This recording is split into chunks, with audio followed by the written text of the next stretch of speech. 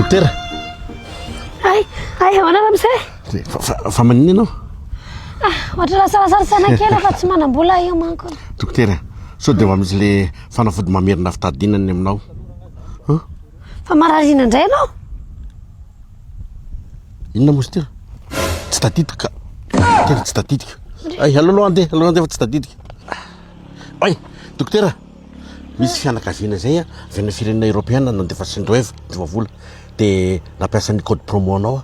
Ay, nampiasa le code promo pisana za ramose. Azahoana 10 € de bonus iny. Mba atao veto ny numéro anao fa mba disotra anao tamin'ilay fikarakaranao an'ilay ray aman-dreninay. Dia fasanao vola ako zany.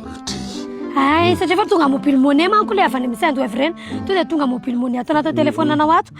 Ay, ty alefa so mobile money aminarany. Ay, ty numéro ako ty. Ay, ty.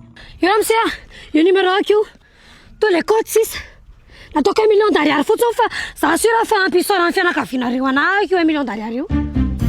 Kody. Kody? Eko. Tsy tadidiko le kody. Fa tsy tadidy ahoana ramose? Andao tsika ka fanafody any an-trano raha izany ka. Fa maninona manome vola ho anao? Ka esoranao anahako anie le vola fa ianao nisy nandefa vola tamin'ny Sindroeva. Fa iza moa ianao? Le compte ramose ataovy ah. Tena tsy tadidiko ianao. Fa iza ho ianao? Asa motifalina ramose. Fa iza moa ianao e? Le fisaoranao afa ianao nahazo vola tany amin'ny Sindroeva. Tsy tadidiko ianao iza. Miara matotena tsy. Ramose, 1 million d'ariary. Le code promo fotsiny ramene. Le 10 € fotsiny. Pakaras! Uy! Ramose, uy! Pakasako! Ramose! Uy!